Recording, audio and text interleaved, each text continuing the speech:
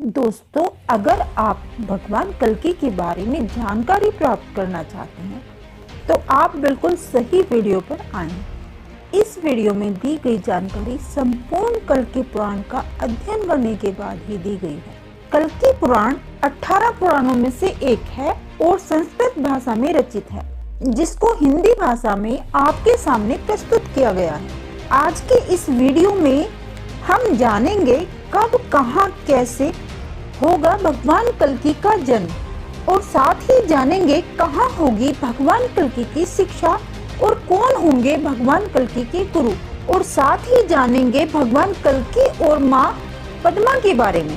भगवान कल्कि और कली का कैसे होगा महासंग्राम, और अंत में हम जानेंगे भगवान कल्कि कैसे करेंगे कलयुग का अंत और कैसे करेंगे सतयुग की स्थापना। अंत में हम जानेंगे कि कैसे होगी भगवान कल्कि की मृत्यु। अगर आप ये सब जानना चाहते हैं, वीडियो को अंत तक जरूर देखें, क्योंकि अधूरा ज्ञान किसी काम का नहीं होता है। भगवान श्री कृष्ण के जाने के बाद कलयुग का आरंभ हुआ। तब ब्रह्मा जी ने पृथ्वी से अपनी पीठ मोड़ ली तो अधर्म की उत्पत्ति हुई। अधर्म के सहयोग से काम, क्रोध, मद, अहंकार की उत्पत्ति हुई। काम, क्रोध, मद, अहंकार से मिलकर कलयुग की रचना हुई। कलयुग के प्रभाव से ब्राह्मणों को वेदों का ज्ञान न होना, इंसान पूजा, यज्ञ, उपवास, धर्म, कर्म तथा सभी धार्मिक कार्य करना बंद कर देंगे।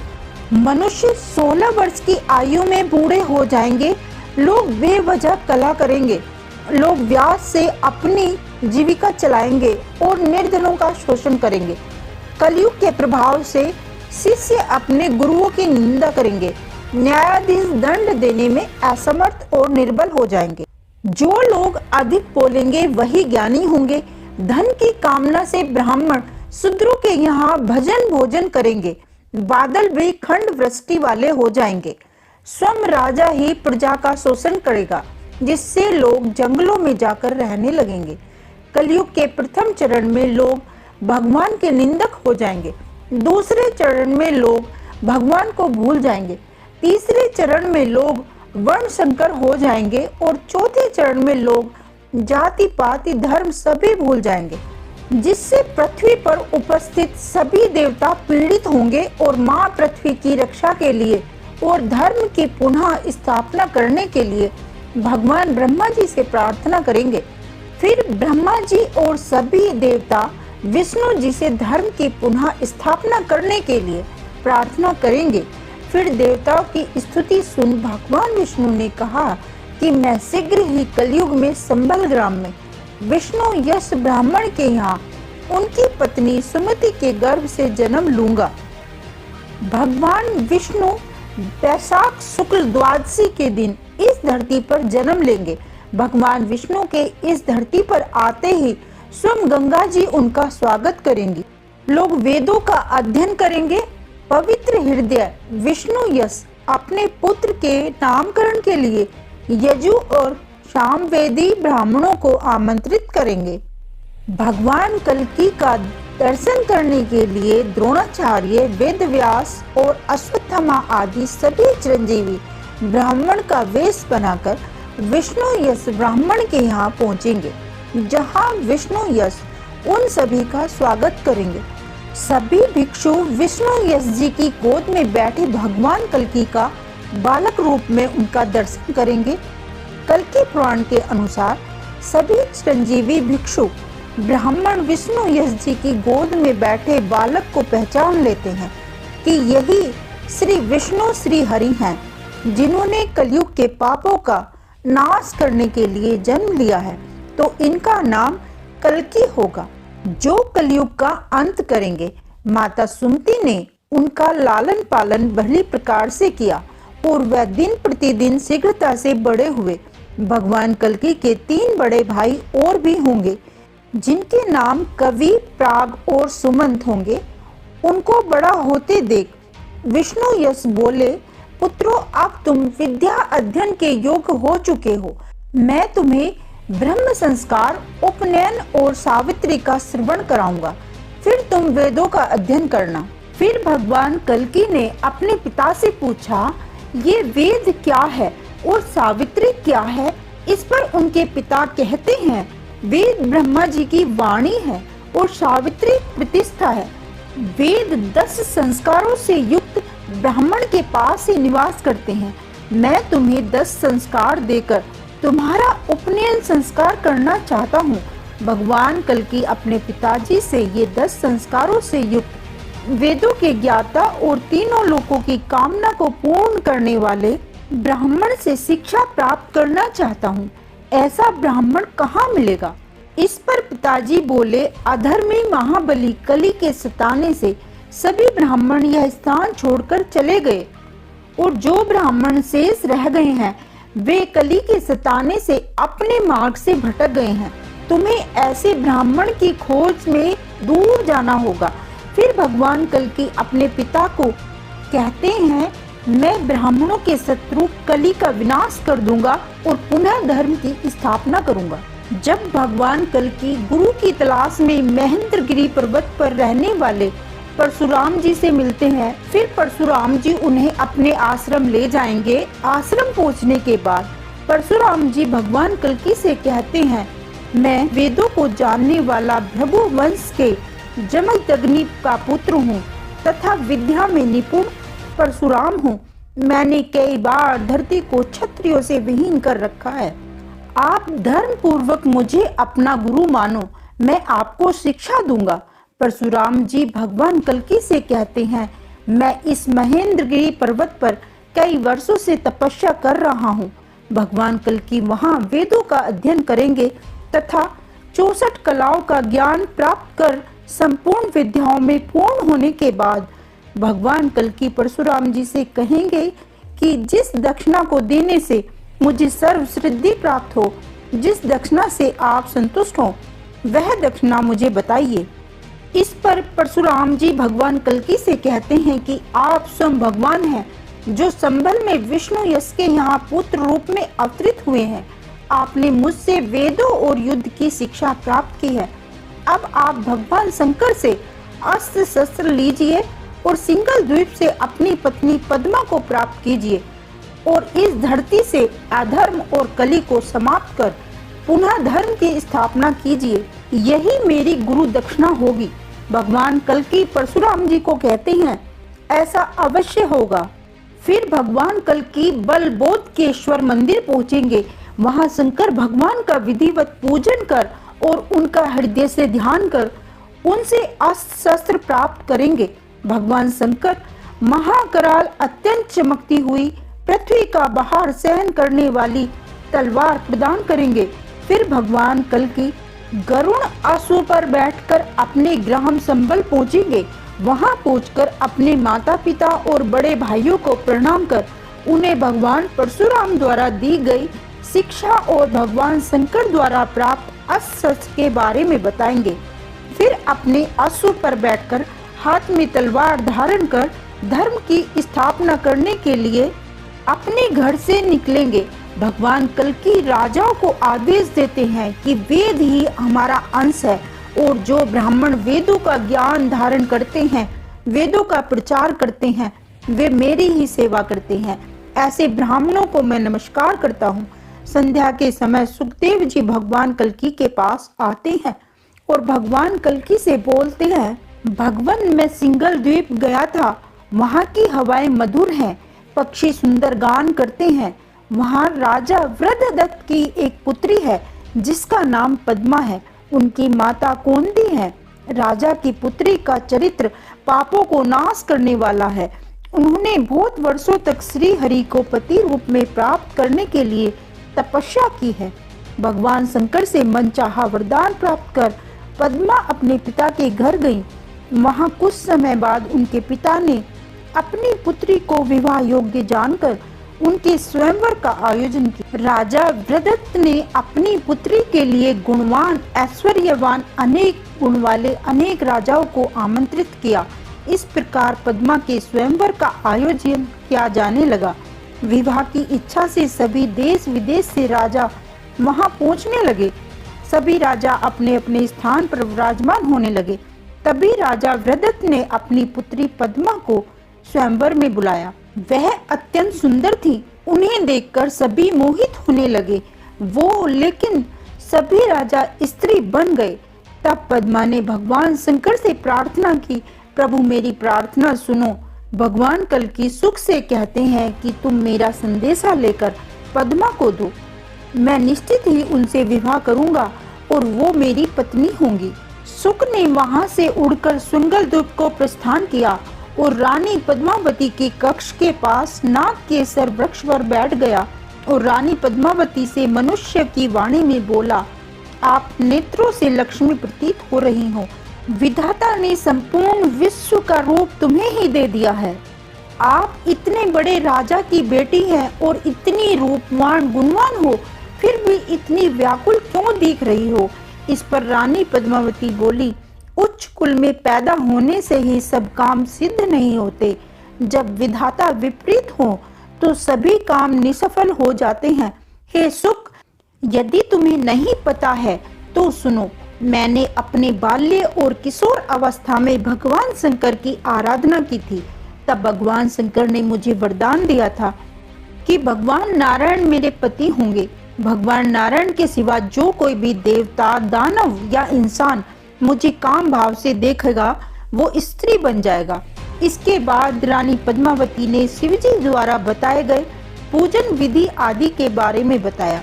पद्मावती सुख से व्याकुल होकर कहती है कि मैं बहुत समय से भगवान नारायण की प्रतीक्षा कर रही। भगवान शंकर का वरदान मेरे लिए अभिशाप बन गया है।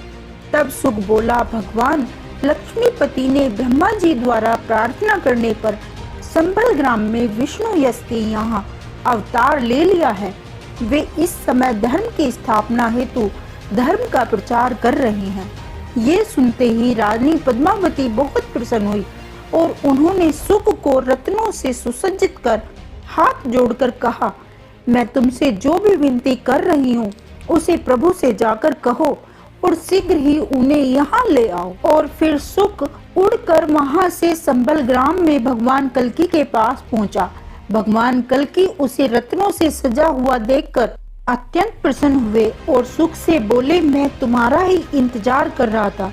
तुम्हें रत्नों से सुसज्जित किसने किया। भगवान कल्कि की यह बात सुनकर सुख ने उन्हें प्रणाम किया और रानी पद्मावती द्वारा कही पूरी कथा को सुनाया। भगवान कल्कि सुख की बात सुनकर अत्यंत प्रसन्न हो गए और शीघ्र ही अश्व पर सवार होकर सिंगल देश को चल दिए। वह सिंगल द्वीप को चल दिए। वहां वन में पहुंचे और एक सरोवर में भगवान कल्कि ने स्नान किया। सुख उड़कर रानी पद्मावती के महल पहुंचता है और उन्हें भगवान कल्कि के आगमन की सूचना देता है। रानी पद्मावती ने कहा, सुख तुम्हारा स्वागत है। सुख ने रानी पद्मावती से कहा, मैं नारायण अवतार भगवान कल्कि को सिंगल द्वीप ले आया हूँ। मैं उन्हें पास में ही सरोवर के पास छोड़कर आया हूँ। यह सुनते ही रानी पद्मावती अत्यंत प्रसन्न हुई। उनका सारा शोक दूर हो गया और वह सारी सखियों को लेकर भगवान कल्कि के दर्शन के लिए सरोवर के निकट पहुंची और उन्होंने देव युक्त भगवान कल्कि को सोते हुए देखा। उन्होंने देखा कि नील कमल के समान पीतांबरधारी कमल जैसे नेत्रों वाले विशाल भुजाओं वाले भगवान कल्कि शिला पर शयन कर रहे हैं। उस अद्भुत रूप को देखकर पद्मावती मोहित हो गई। पद्मावती ने शंका के कारण उन्हें जगाना उचित नहीं समझा। भगवान नारायण कुछ समय बाद उठते हैं। उन्होंने देखा लक्ष्मी के समान पद्मावती उनके सामने अपनी सखियों के साथ खड़ी हैं। फिर रानी पद्मावती ने उनकी स्तुति की और कहा, प्रभु आपके चरणों की रज पाकर मैं धन्य हो गई। भगवान कल्कि के चरण स्पर्श कर रानी पद्मावती भगवान कल्कि की सूचना देने के लिए अपने पिता के पास पहुंची। स्वयं नारायण अवतार भगवान कल्कि की सूचना पाकर रानी पद्मावती के पिता अत्यंत हर्षित हुए और उन्होंने भगवान कल्कि का विधि पूर्वक पूजन किया। इसके बाद राजा ने अपनी पुत्री का विवाह भगवान कल्कि के साथ कर दिया और अपनी कन्या का दान भगवान कल्कि को कर दिया। फिर वहां से भगवान कल्कि अपनी पत्नी को लेकर भगवान कल्कि सेना सहित संबल ग्राम पहुंचे। भगवान कल्की ने माता पद्मावती के साथ अपने माता पिता के चरण स्पर्श किए। माता सुमति अपने पुत्र और पुत्रवधू को देखकर अत्यंत हर्षित हुई। इसके बाद भगवान कल्की और माता पद्मावती अनेक वर्षों तक संभल ग्राम में रहे और उन्होंने जय विजय 2 पुत्रों को जन्म दिया। ये दोनों ही महाबली और वेदों के महान ज्ञाता हुए। फिर भगवान कल्की ने जाना कि उनके पिता की अश्वमेध यज्ञ करने की बहुत ही इच्छा है। तब उन्होंने अपने पिता से कहा, पिताजी, मैं कीकटपुर को जीतकर धन इकट्ठा करूंगा जिससे हमारा अश्वमेध यज्ञ संपन्न होगा। फिर भगवान कल्की अपने पिता से आज्ञा लेकर सेना सहित कीकटपुर की ओर चल दिए। अत्यंत विस्तार वाला कीकटपुर पहले बौद्धों का निवास स्थान था। अब यहाँ रहने वाले व्यक्ति देहाती, कुल धर्म और जाति धर्म के न मानने वाले, स्त्री तथा भोगों में लिप्त रहने वाले हैं। भगवान कल्की की सेना ने लाखों सैनिकों को युद्ध भूमि में धराशायी कर दिया। फिर जिन युद्ध भूमि से भागने लगा, तब भगवान कल्की ने हंसकर कहा, भाग कर न जाओ, तुम मेरे बाणों से बच नहीं सकते। मैं तुम्हें अब भी परलोक भेज सकता हूँ, वहाँ कोई तेरा साथ नहीं देगा। अपने परिवार के लोगों को अंतिम बार देख ले। जिन हंसा और बोला, आप जो बोल रहे हो ऐसा कभी नहीं हो सकता, और जिन ने भगवान कल्की के ऊपर बाणों की वर्षा कर दी और सारे तीर भगवान कल्की को स्पर्श कर धरती पर गिर गए। फिर भगवान कल्की ने धरती पर उतरकर बौद्धों के नायक जिन के केस और हाथ पकड़ लिए और उसको धराशायी कर दिया। जिन को धराशायी हुआ देख बौद्ध सेना डर गई। भगवान कल्की की सेना हर्षित हो गई। फिर भगवान कल्की की सेना हाथों में तलवार लेकर अपने अश्वों पर सवार हुए और संपूर्ण बौद्ध सेना का नाश करने लगे। भगवान कल्की का रूप देखकर सभी भयभीत हो गए। संपूर्ण युद्ध भूमि रक्त से भर गई। कीकटपुर की बौद्ध सेना और मलिच्छ सेना नष्ट हो गई। फिर भगवान कल्की वहां से चक्र तीर्थ पहुंचे। वहां स्नान कर कुछ समय के लिए वहीं ठहरे। इसके बाद भगवान कल्की हरिद्वार चले गए। वहां पर सतयुग तथा धर्म ब्राह्मणों के वेश में भगवान कल्की से मिलने आए। तब भगवान कल्की ने उनसे पूछा, आप कौन हो? उन्होंने कहा, हम आप ही के द्वारा उत्पन्न सतयुग और धर्म हैं। इस समय सकंभोज कलयुग के निवासी कली ने हरा कर हमें बंदी बना लिया है। हे प्रभु, इस समय सभी साधु सन्यासी कली की गिरफ्त में हैं। तब भगवान कल्की ने कहा, सतयुग आने वाला है, तुम अब डरना छोड़ दो।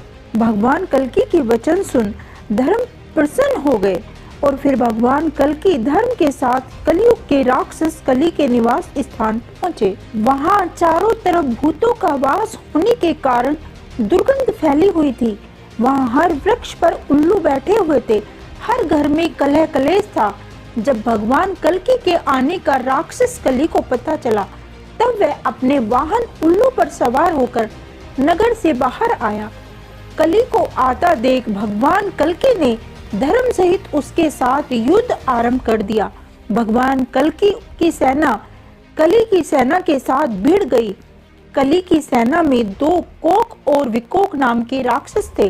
वे दोनों ब्रह्मा जी से वरदान प्राप्त कर वज्र के समान अत्यंत कठोर हो गए थे। वे दोनों भाई एक जैसी शकल के थे। इन दोनों के साथ भगवान कल्की का घोर युद्ध हुआ। दूसरी ओर धर्म ने अत्यंत क्रोधित होकर कली से युद्ध प्रारंभ कर दिया। धर्म का साथ देने के लिए सतयुग भी उनके पास आ गया। तब कलयुग का राक्षस कली अपने को हारा हुआ देखकर अपने वाहन को वहीं छोड़ अपने नगर भाग गया। इधर कोक और विकोक का भगवान कल्की से भयंकर युद्ध चल रहा था, जिसको देखकर सभी देवता और मनुष्य भयभीत हो गए थे। भगवान कल्की ने भाले के प्रहार से विकोक के सिर को छेद दिया, जिससे वह मृत्यु को प्राप्त हो गया। लेकिन ब्रह्मा जी के वरदान के अनुसार जब कोक ने उसे देखा तो वह पुनः जीवित हो गया। फिर भगवान कल्की ने कोक का भी छेदन कर दिया, जिससे वह मृत्यु को प्राप्त हुआ। परंतु जब उसके भाई विकोक ने उसको देखा तो वह पुनः जीवित हो गया। यह देख सभी लोग आश्चर्यचकित हो गए। फिर उन दोनों ने भगवान कल्कि के साथ पुनः संग्राम शुरू किया और बहुत समय तक लड़ते रहे। तब ब्रह्मा जी भगवान कल्कि के पास आए और हाथ जोड़कर भगवान कल्कि से बोले, हे प्रभु, ये दोनों राक्षस अस्त्र शस्त्रों से नहीं मरेंगे, लेकिन इन दोनों के गाल पर थप्पड़ मारा जाए तो ये मृत्यु को प्राप्त हो जाएंगे। ब्रह्मा जी की बात को सुनकर भगवान कल्कि ने दोनों राक्षसों के बीच में पहुंचकर भगवान कल्कि ने अपने दोनों हाथों से उन पर प्रहार किया, जिससे दोनों राक्षस चूर चूर होकर मृत्यु को प्राप्त हुए। उधर भगवान कल्कि की सेना कली की सेना का संहार कर रही थी और भगवान कल्कि की सेना ने कली के सभी सैनिकों का संहार कर दिया था। वहीं धर्म सतयुग के साथ लेकर राक्षस कली की राजधानी पहुंचे। वहां धर्म ने अपने बाणों से संपूर्ण नगर को जला दिया। फिर वह कली रोता हुआ अदृश्य रूप से अन्य वर्षों में प्रवेश कर गया। इस प्रकार कली यह युग छोड़कर भाग गया। जब भगवान कल्कि कली तथा कोक और विकोक पर विजय प्राप्त कर लेंगे, तब वे वहां से अपने अश्व पर सवार होकर और अपने हाथों में तलवार लेकर सेना सहित भल्लाट कर पहुंचेंगे। भल्लाट नगर के राजा शशिध्वन भगवान कृष्ण और भगवान विष्णु के परम भक्त थे। जब उन्हें भगवान कल्कि के आने की सूचना मिली, तब उन्होंने भगवान कल्कि को साक्षात नारायण अवतार जानकर प्रणाम किया और अपनी सेना को लेकर युद्ध के लिए नगर से निकलने लगे। तब राजा शशिध्वज की पत्नी, जो विष्णु भक्त पारायण थी, तब उन्होंने कहा, हे स्वामी, कल्कि जी तो भगवान हैं, आप उन पर प्रहार कैसे करेंगे? तब शशिध्वज ने कहा, ब्रह्मा जी ने क्षत्रियों के लिए जो धर्म निश्चित किया है उसका पालन करना चाहिए। रणभूमि में स्वयं नारायण ही क्यों न हो, उन पर भी वार करना चाहिए।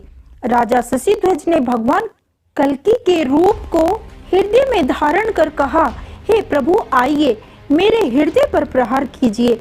अगर आप मेरे बाणों से बचना चाहते हैं तो मेरे हृदय पर वार कीजिए। राजा भगवान कल्कि पर प्रहार करने लगा। राजा ने उन पर अनेक प्रहार किए, तब राजा निष्फल रहा। भगवान कल्कि ने राजा पर प्रहार किया। दोनों का घोर युद्ध होता है। फिर राजा ने भगवान कल्कि पर अपनी मुट्ठी से प्रहार किया। फिर भगवान मूर्छित हो गए और जमीन पर लेट गए। तब राजा भगवान कल्कि को अपने सिर पर बैठाकर अपने घर ले जाता है। घर पहुंचकर राजा ने अपनी पत्नी सुशांता को मंदिर में स्थित पाया। उसके चारों ओर वैष्णव नारियां भगवान विष्णु का भजन कर रही थी। वह अपनी पत्नी से बोला, हे प्रिय, देवताओं की प्रार्थना पर जो भगवान संबल ग्राम में अवतरित हुए हैं, वह भगवान कल्कि मूर्छित होने का बहाना करके हमारे घर पधारे हैं। तुम धर्म और सतयुग सहित इनका पूजन करो। यह सुनकर रानी अत्यंत प्रसन्न हुई। रानी ने अनेक प्रकार से भगवान कल्कि का पूजन अर्चन किया और भगवान कल्कि से बोली, हे प्रभु, अपनी मूर्छा त्याग कर हमें दर्शन दो। आपके द्वारा ही समस्त पृथ्वी, जल, अग्नि, वायु, आकाश का निर्माण हुआ है। आप चराचर जगत के स्वामी हैं। हे प्रभु, हमसे कोई गलती हुई हो तो हमें क्षमा करें। रानी ने अनेक प्रकार की प्रार्थना अर्चना की। विनय पूर्वक प्रार्थना को सुनकर भगवान कल्कि उठे तो उन्होंने अपने सामने रानी और साथ में सत और धर्म को पाया। तब भगवान कल्कि ने रानी से पूछा, तुम कौन हो और ये बलवान राजा मेरे पीछे क्यों खड़े हैं? भगवान कल्कि ने सतयुग और धर्म से कहा, हम युद्ध भूमि को छोड़कर यहाँ कैसे पहुँच गए? भगवान कल्कि ने कहा, जब मैं मूर्छित हो गया तब शशिध्वज ने मेरा वध क्यों नहीं किया? तब रानी भगवान कल्कि से बोली, मेरे पति यदि शत्रु भाव से युद्ध करते तो क्या आपको अपने घर इस प्रकार ला पाते? प्रभु, मेरे पति आपके दास हैं, इसलिए आपकी दासी हूँ। इस प्रकार प्रसन्न होकर आप स्वयं यहाँ पधारे हैं। इस प्रकार भगवान कल्कि राजा से बोले, हे राजन, आपने सभी प्रकार से मुझे जीत लिया है। आपकी क्या इच्छा है? तब राजा ने अपनी पुत्री रमा का विवाह भगवान कल्कि से कर दिया। कल्कि पुराण के अनुसार जब भगवान कल्कि अपनी पत्नी रमा जी और पद्मा जी के साथ संबल ग्राम में रह रहे थे, तो एक दिन भगवान परशुराम महेंद्रगिरी पर्वत से उतरकर भगवान कल्कि जी के दर्शन करने संबल ग्राम पहुंचे। उन्हें देखते ही पद्मा और रमा जी ने उनका विधि विधान से पूजन सत्कार किया। जिस समय परशुराम जी विश्राम कर रहे थे, तब भगवान कल्कि उनके चरण दबाते हुए विनय पूर्वक उनसे पूछते हैं, आपकी कृपा से मैंने धर्म, अर्थ और काम इन तीनों वर्गों की सिद्धि प्राप्त कर ली है। इस समय राजा शशिध्वज की पुत्री रमा आपसे निवेदन करना चाहती है। तब भगवान कल्कि की पत्नी रमा ने परशुराम जी से पूछा, ऐसा कौन सा जप, उपवास, नियम है जिसके करने से मुझे पुत्र की प्राप्ति हो। फिर परशुराम जी ने रुक्मणी उपवास करने को कहा। इसके बाद परशुराम जी वहां से चले गए। कुछ समय पश्चात उनकी पत्नी ने एक पुत्र को जन्म दिया। एक दिन सब देवता विमान पर चढ़कर भगवान कल्कि के दर्शन करने आए और उन्होंने संबल ग्राम पहुंचकर भगवान कल्कि की स्तुति की और कहा, प्रभु हम पर कृपा कीजिए और अपने वैकुंठ धाम पधारिए। फिर देवता की स्तुति सुन भगवान कल्कि वैकुंठ की इच्छा करने लगे। उन्होंने अपने पुत्रों को बुलाकर उनका राज्याभिषेक कराया। संपूर्ण प्रजा को बुलाकर उन्हें सूचित कर दिया कि वह अब देवताओं के अनुरोध पर वैकुंठ धाम जाना चाहते हैं। सारी प्रजा ये सुन दुखी हो गई और कहने लगी, हे नाथ, आप सभी धर्मों के जानने वाले हैं, हम भी आपके साथ चलेंगे। फिर भगवान ने उपदेश देकर समझाया और स्वयं वन की तरफ गमन किया।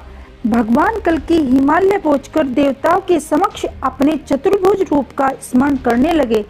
सनातन पुरुष सूर्य के समान तेज से प्रकाशित हो रहे, विभिन्न अलंकारों से विभूषित, वे स्वयं भी अलंकार के समान प्रकाशित हो रहे थे। शंख, गदा और धनुष उनके हाथों में सुशोभित है। जब भगवान कल्कि जी विष्णु रूप में प्रविष्ट हुए, तभी सभी जीव मोह माया से रहित हो गए। अपने पति का तेज प्रकाश देख देवी रमा और पद्मा उसी प्रकाश में प्रविष्ट हो गईं और इस प्रकार भगवान कल्कि इस धरा को छोड़कर वैकुंठ धाम को चले गए।